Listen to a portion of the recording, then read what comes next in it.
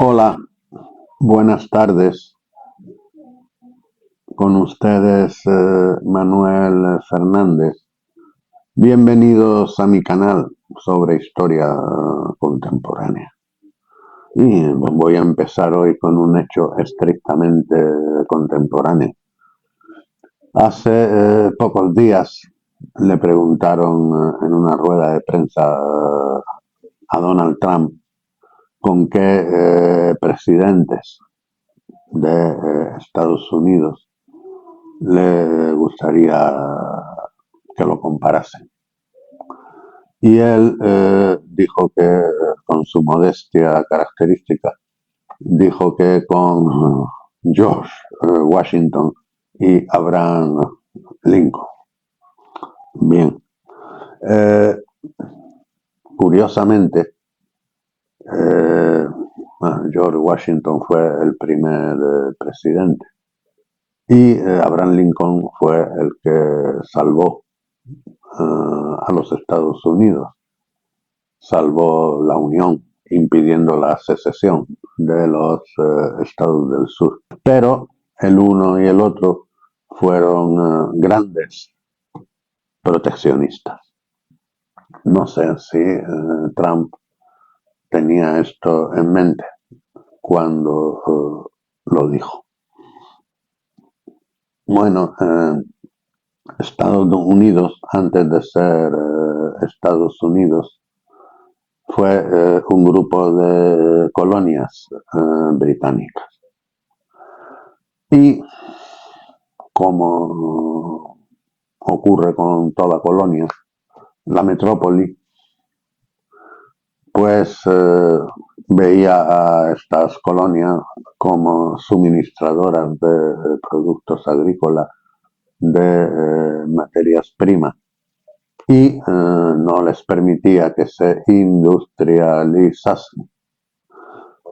Ninguna metrópoli permite que una colonia se industrialice y le haga la competencia a sus propios productos.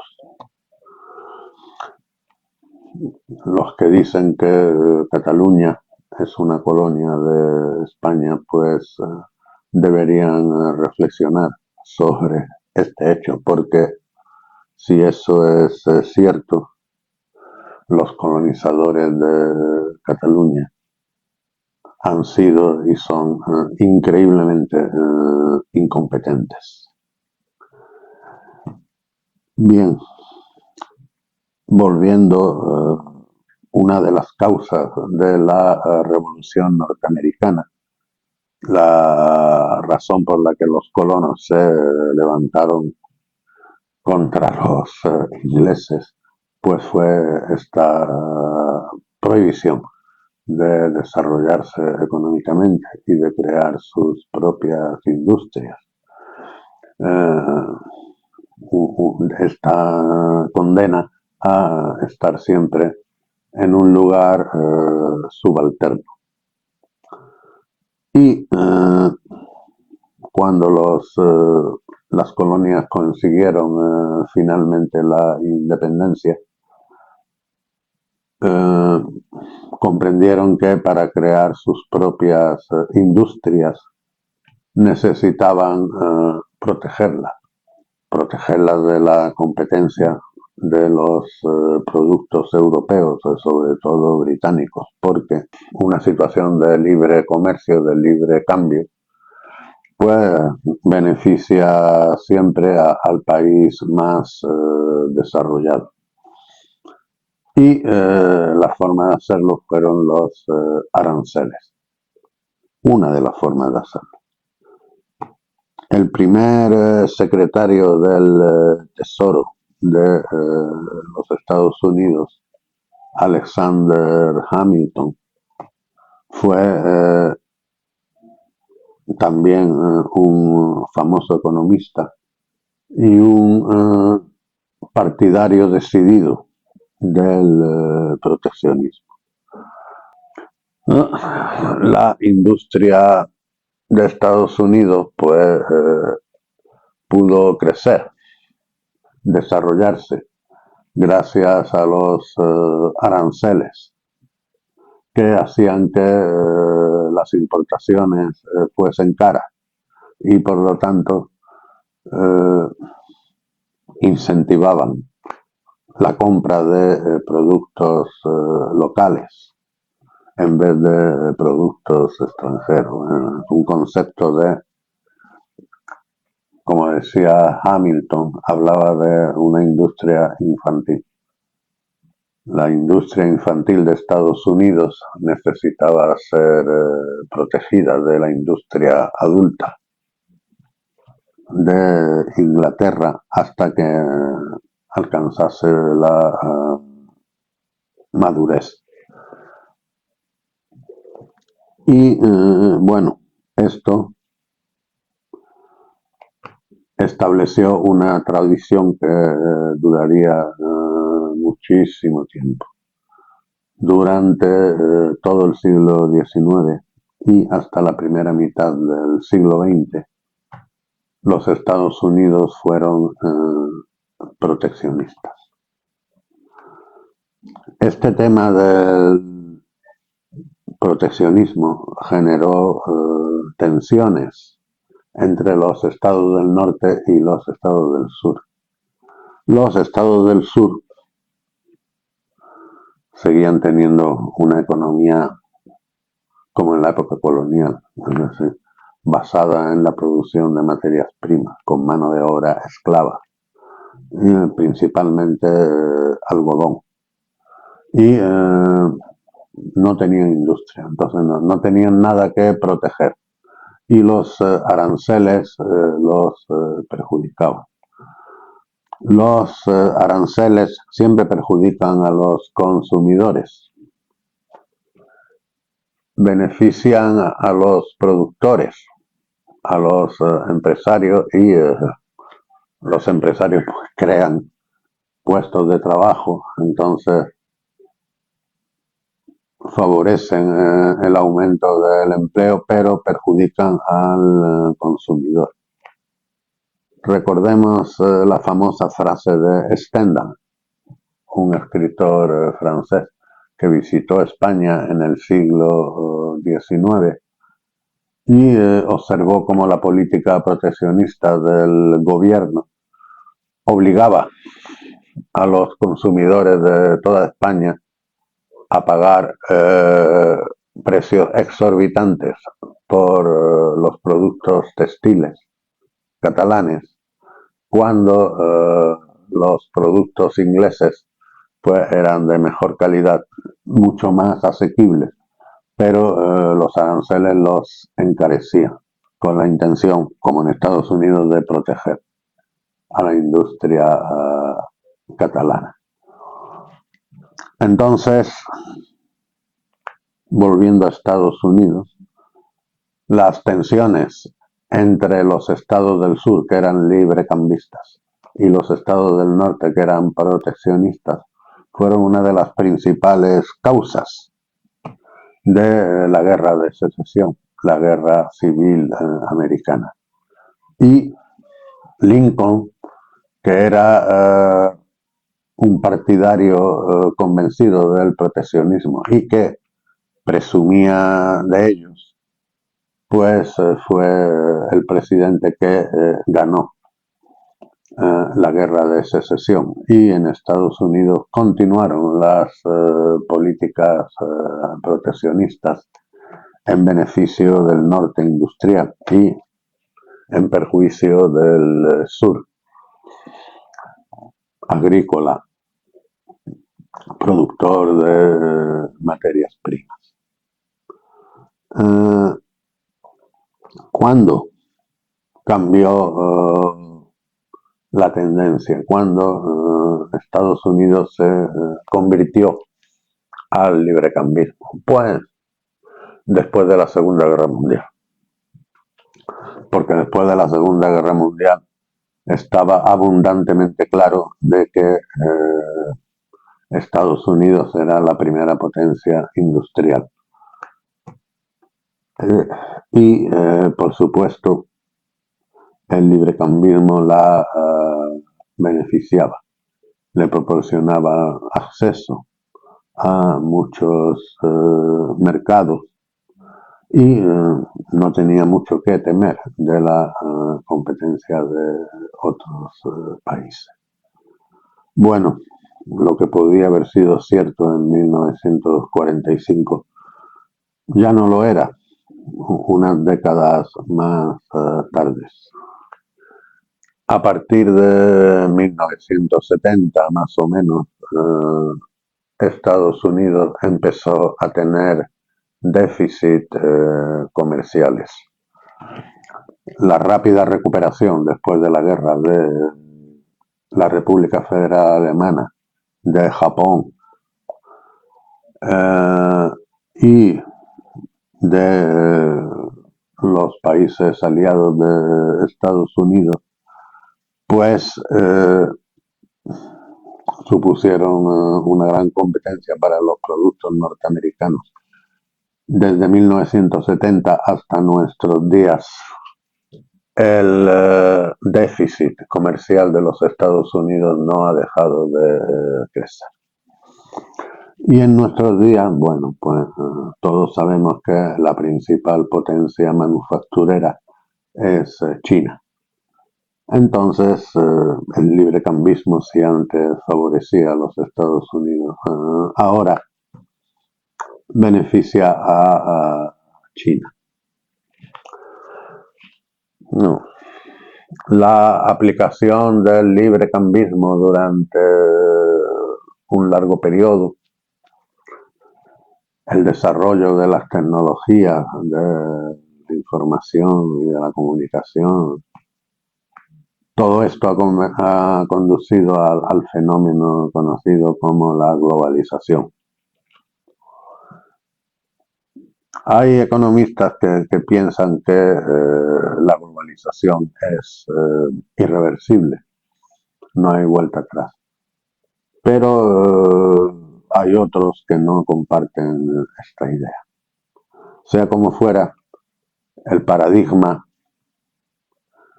ahora mismo es ese, el librecambismo. Y la mayoría de los economistas son partidarios del librecambismo. Creen que el libre comercio es globalmente beneficioso, provoca crecimiento económico, etcétera, etcétera.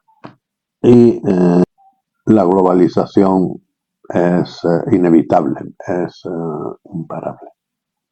Por lo visto, Donald Trump no piensa así.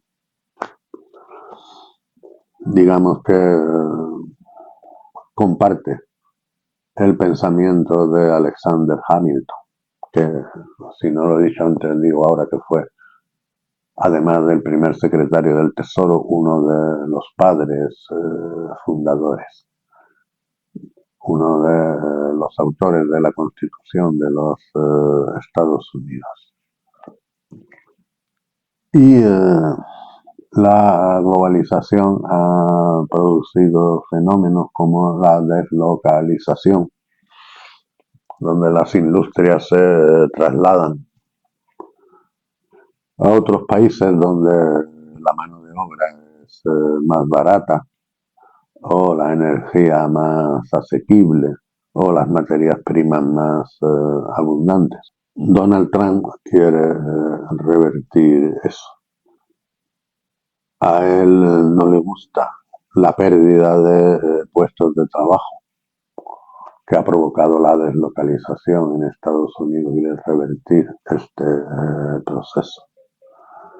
Y una de sus ideas es que con unos aranceles suficientemente altos, las empresas las empresas extranjeras, cuyo principal mercado es el americano, pues acabarán trasladándose a los Estados Unidos para poder seguir vendiendo sus producciones sin tener que pagar los aranceles.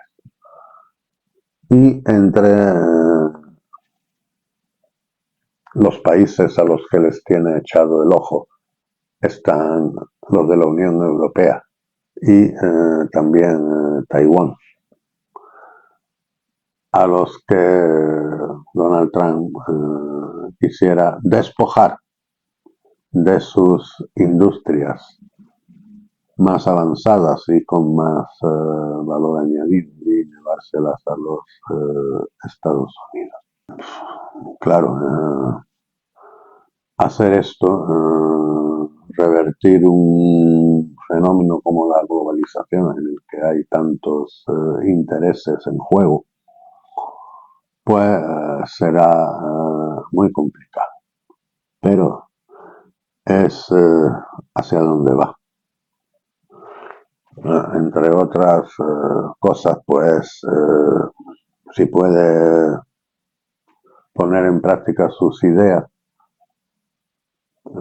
provocará inflación porque habrá un aumento de precios en Estados Unidos y los consumidores pues no estarán, por supuesto, no estarán felices. Yo no sé si hay un debate interminable entre los economistas sobre si automáticamente el libre cambio produce crecimiento económico y el proteccionismo produce crisis, recesión, etcétera, etcétera. Hay datos irrefutables, dicen que el mayor periodo de crecimiento económico en los Estados Unidos, finales del siglo XIX y principios del siglo XX, coincidió con políticas proteccionistas. Pero quizá si buscamos un ejemplo de alguien que haya aplicado con éxito políticas proteccionistas en nuestros tiempos, el mejor ejemplo sea Vladimir Putin. Bueno, es sabido que Putin cuenta con la admiración de Donald Trump. Y yo no sé si una de las razones es esta. Putin, la Rusia de Putin, ha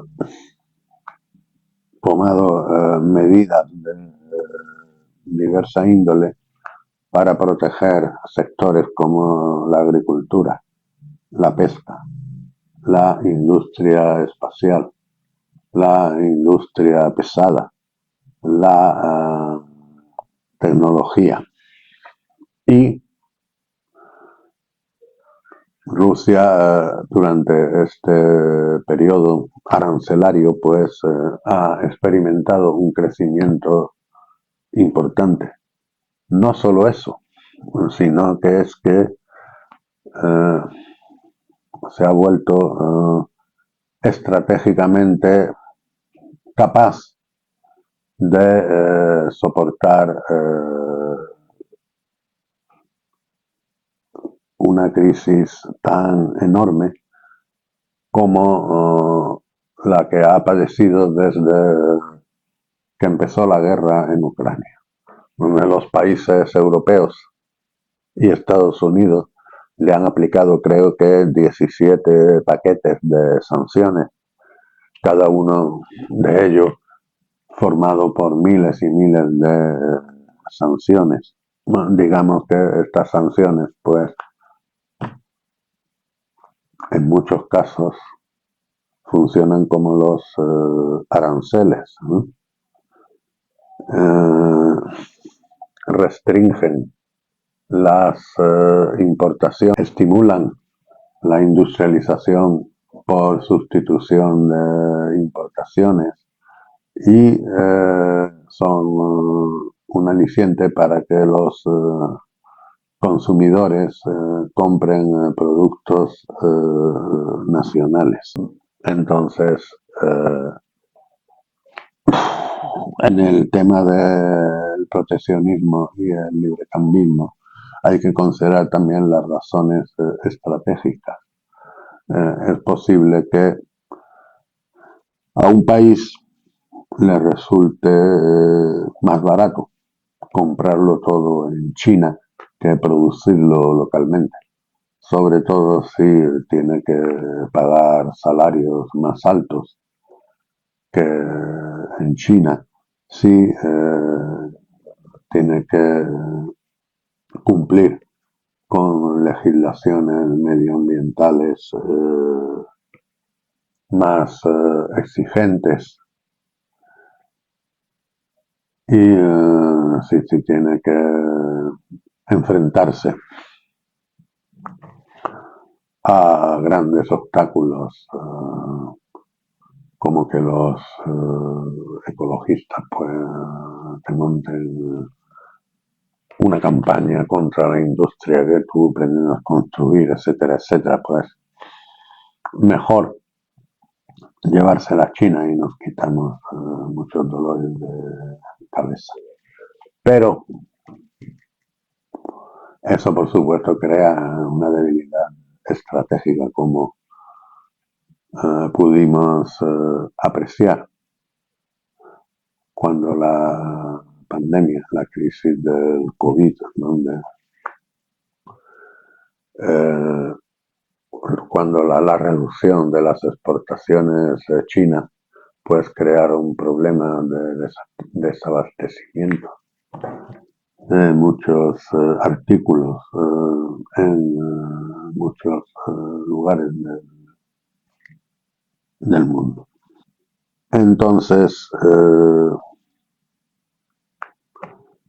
yo asisto con expectación a los movimientos de Donald Trump. No sé a dónde le llevará su política de aranceles. Desde luego, hay una cosa que está clara, es que la actual dinámica de la globalización conduce a la decadencia de Estados Unidos, porque ya no es China, sino que hay otras economías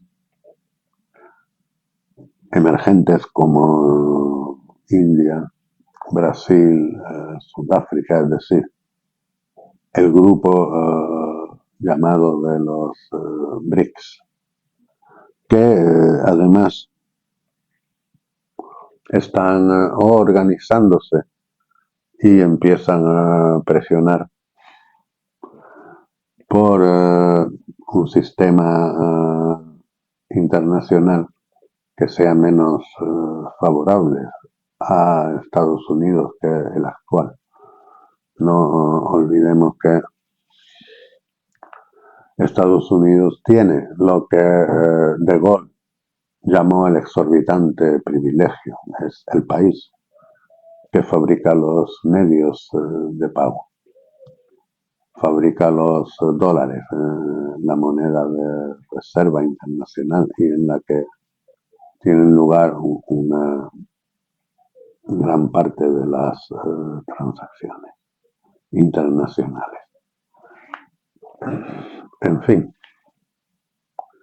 ya veremos en qué termina todo esto. Me despido de ustedes hasta la próxima ocasión, que será lo más pronto que me sea posible. Si les ha gustado este vídeo, por favor denle al botón me gusta. Si no están suscritos, suscríbanse. Y si quieren compartir el vídeo, pues esto sería la guinda en el pastel. Muy buenas noches.